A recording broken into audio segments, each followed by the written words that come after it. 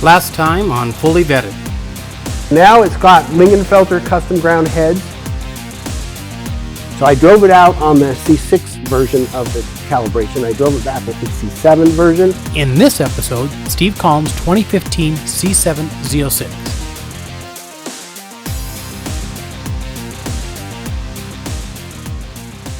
For those viewers who haven't seen our series, this is number 7 out of 8.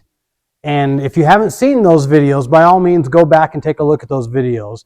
So Steve, if you would give us a little bit of a background on this car and how it fits in your collection and what the history is on it. Sure.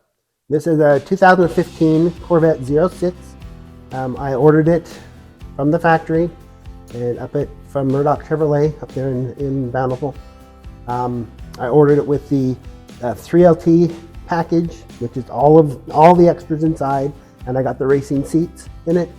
It's got the Kalahari interior, and at the time, all of the carbon fiber for the ZO7 package was on constraint, so I added all that myself. So in the Kalahari option, what is that exactly? It's the tan interior. Gotcha, okay.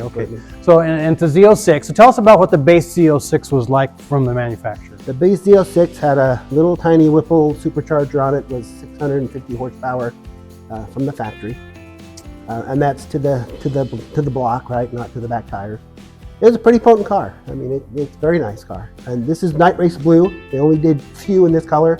They painted Night Race Blue the last year of the C6 in 14 and 15, and that's all they ever painted this color. So it's the metallic dark blue, but when it's out in the sun, it looks green, it looks purple, it looks black at night. It really changes color a lot. So interesting.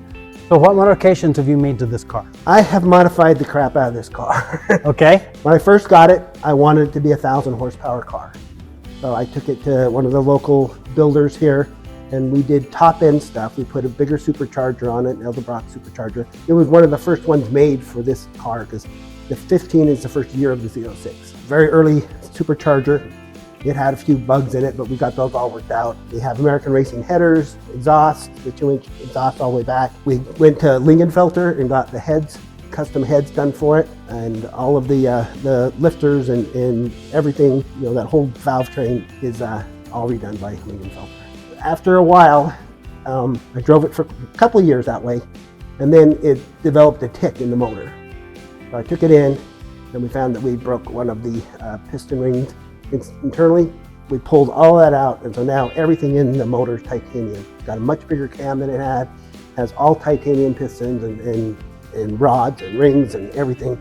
And it's built for horsepower now. So it is definitely built for horsepower. So you went from the original 650 to what is it at now? It's just about 1,100 to the back tires. Man, that's a lot of power. Yeah, it's pretty nasty.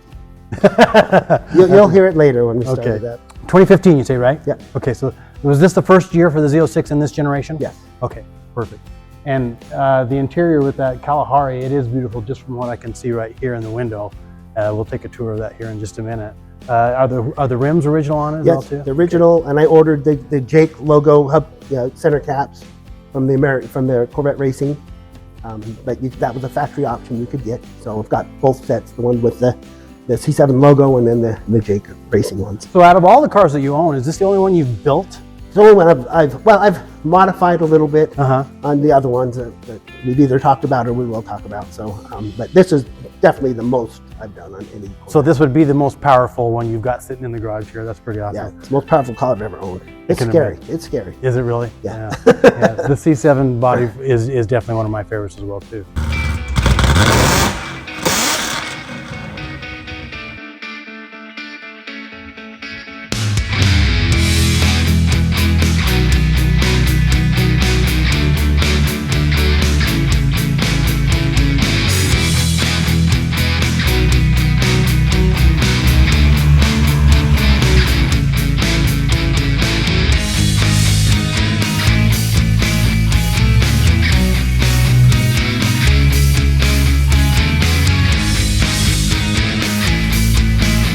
What was it like, Steve, when you decided to push the button to order this car? Tell me the process of going to the dealer and all of those steps that you had to go through to get the car. Like it's happening now, you had to get on a list. And I was on a list at another a local dealership where my brother-in-law worked, and they only got one allocation, and I was the only one on the list they had, but they gave it to the owner's wife instead. So one day I get a call from my brother-in-law and says, there's a silver Z06 sitting on our showroom floor, you come see it. And I ran out there.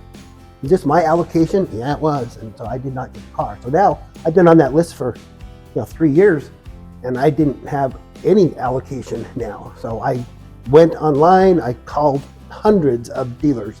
I didn't want to pay over MSRP. And finally Murdoch said that they had an opening that someone had backed out of. So I got to take that opening. And then the way you order one is you actually go online, and they have a site where you can build the car, and you go through every step, what interior you want, what options you want, what tires you want, what rims you want, all that kind of stuff.